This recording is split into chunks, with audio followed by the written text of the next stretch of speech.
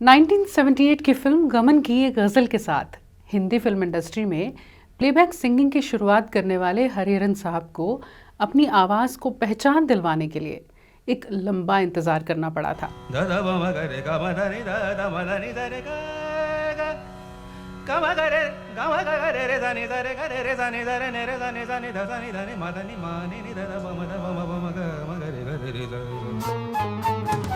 हालांकि गज़ल्स की दुनिया में ये अपना नाम बना रहे थे, लेकिन प्लेबैक सिंगिंग में इनकी आवाज़, इनके स्टाइल को एक मकाम तब मिला, एक पहचान तब मिली उस फिल्म के साथ जिससे ए.आर. रहमान भी कंपोज़र के तौर पर डेब्यू कर रहे थे। इसी फिल्म के साथ हरिहरन जी की तमिल फिल्म्स में भी प्लेबैक सिंगिंग की शुरुआत हुई। ये कौन सी फिल्म थी, गीत कौन सा था, आज यही बताने वाली हूँ, रील नहीं रियल स्टोरीज में।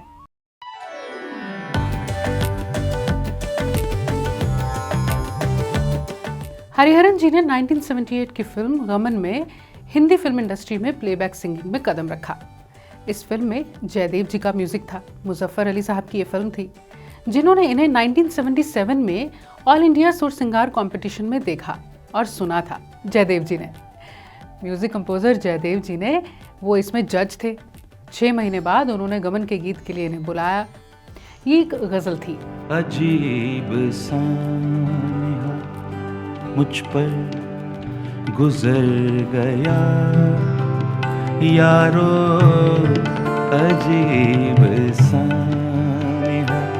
इसके बाद हालांकि इन्होंने कई गीत गाए, नौशाद साहब, पंचम दा, उषा खन्ना जी, ऐसे कंपोजर्स के लिए गाया भी, लेकिन वो बात नहीं बन रही थी। हरिहरन जी ने एक इंटरव्यू में कहा था, मेरी सबसे बड़ी स्ट्रगल थी अपनी आवाज़ को एस्टेब्लिश करना, और कहीं ना कहीं वो मेरा दौर नहीं था। 3 बड़ी फिल्म्स जिसमें मैंने गाया, हरिहरन जी ने कहा, वो कहते हैं वो रुक गई, वो फिल्म्स कभी बनी ही नहीं, रिलीज ही नहीं हुई। फिर शिवहरी जी ने इन्हें 1991 की फिल्म लम्हे में गवाया। गीत थे ये लम्हे ये पल, और दूसरा गीत कभी मैं कहूँ कभी तुम कहो। ये गीत लता जी के साथ था, बहुत हिट हुआ था ये गीत। इसमें भी तारीफ तो मिली, लेकिन आगे काम नहीं मिला। हरिहरन जी कहते हैं, इसके बाद मैंने इंडस्ट्री को सीरियस लेना ही छोड़ दिया, गज़ल्स की तरफ ज़्यादा ध्यान देना शुरू किया। झुकाव तो पहले से ही था। और फिर आया ट्विस्ट, ए.आर. रहमान मुंबई आए और उनके लिए हरिहरन ने एक ऐड के लिए जिंगल गाया। रहमान ने कहा कि मैं तो आपकी आवाज़, आपके म्यूज़िक का पहले से ही बहुत बड़ा फ़ैन हूँ। ये थोड़े हैरान भी हुए, लेकिन ए.आर. रहमान ने कहा, मेरे पास आपकी गज़ल्स का कलेक्शन है जिन्हें मैं बचपन से सुनता आया हूँ। रिफ्लेक्शंस इनकी एक एल्बम थी। रहमान ने कहा कि उससे 15-20 बार मैंने लिया है, ख़रीदा है, इतना सुना उसे। मैं मणिरत्नम साहब के साथ एक फ़िल्म कर रहा हूँ, आप उसमें गाएंगे? और वो फिल्म थी 1992 की रोजा। बस फिर 1 महीने बाद ही रिकॉर्डिंग हुई।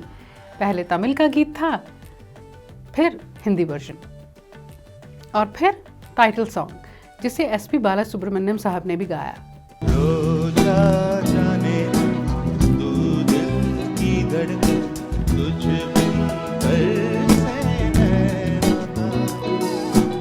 इस दौरान म्यूजिक इंडस्ट्री का दौर भी बदल रहा था।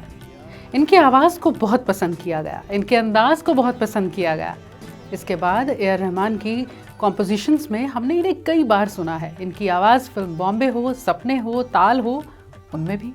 और इनके कुछ खास गीत रहे, चंदा रे कभी तो ज़मीन पर था, बैठेंगे बातें करेंगे, हाय रामा,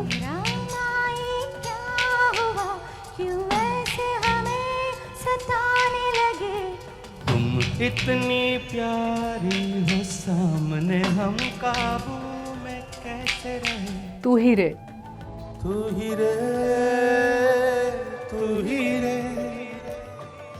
तेरे बिना मैं कैसे जीऊं। एक और फिल्म जो इनके करियर की खास फिल्म रही थी वो थी 2002 की दिल दिल प्यार व्यार, और इसके पीछे एक खास वजह थी। इस फिल्म में सभी वर्जन्स को मिलाकर 16 गीत थे लगभग, और सभी पंचम दा के वो गीत थे जिन्हें रीअरेंज किया जा रहा था। यानी धुनें वही हैं, कुछ नएपन के साथ, और सिंगर्स उन्हीं गीतों को फिर गाने वाले हैं। ये वो गीत थे जिन्हें रफ़ी साहब, लता जी, किशोरदा पहले गा चुके थे। इनमें से 5 गीतों में हरिहरन जी ने अपनी आवाज़ दी थी। वो कहते हैं, जब मुझे अप्रोच किया गया मैं बहुत कॉशियस था, क्योंकि किशोरदा जैसा कोई गा नहीं सकता और मैं उन्हें कॉपी करना नहीं चाहता था। अगर कॉपी करूँगा तो वो बिल्कुल अच्छा नहीं लगेगा। तो फिर मैंने कहा कि मैं इन गीतों को वैसे ही गाऊंगा, उसी अंदाज में गाऊंगा जैसा कि हरिहरन को गाना चाहिए। इन धुनों में इन लिरिक्स को अपने स्टाइल में गाऊंगा। अगर आप एग्री करें तो फिर ठीक है, यानी कुछ नया भी हो, नकल ना हो और नकल लगे भी नहीं। मेकर्स मान गए और वो सभी गीत हरिहरन स्टाइल में पसंद भी किए गए। तुम बिन जाओ कहाँ, तुम बिन जाओ कहाँ, के दुनिया में आके कुछ न फिर चाह सनम। इन गीतों में कविता कृष्णमूर्ति, कुमार सानू, अभिजीत, अलका याग्निक, साधना सरगम, सुनिधि चौहान, बाबुल सुप्रियो और शान ने भी अपनी आवाज़ें दी थी। रीअरेंजमेंट बबलो चक्रवर्ती ने किया था। हरिहरन साहब ने कई गज़ल एल्बम्स रिकॉर्ड की हैं, जैसे रिफ्लेक्शंस, दिलनशी, गुलफाम, करार, जश्न, पैगाम, काश, जिसमें से कई तो प्लैटिनम हिट्स रही थी। इन्हें 2004 में पद्मश्री से नवाजा जा चुका है। 2 नेशनल अवार्ड्स इनके नाम हैं। लेकिन ये कहते हैं, मैं आज भी सीखता हूँ, आज भी खुद को बेहतर फनकार बनाना ही कोशिश रहती है। हरिहरन जी और गुलशन कुमार साहब की हनुमान चालीसा, जिसे टी सीरीज़ लेबल के साथ रिकॉर्ड किया गया था, वो पहला डिवोशनल सॉन्ग है जिसके 1.5 बिलियन से ज़्यादा अब तक यूट्यूब पर व्यूज़ हो चुके हैं। यकीनन हरिहरन जी की सिंगिंग, उनकी म्यूज़िक के प्रति जो डेडिकेशन है, वो उन्हें संगीत की दुनिया में ख़ास बनाती है। तू ही रे, तू ही रे, तेरे बिना मैं कैसे जीऊं, आजा रे, आजा रे, यूं ही तड़पाना तू मुझको।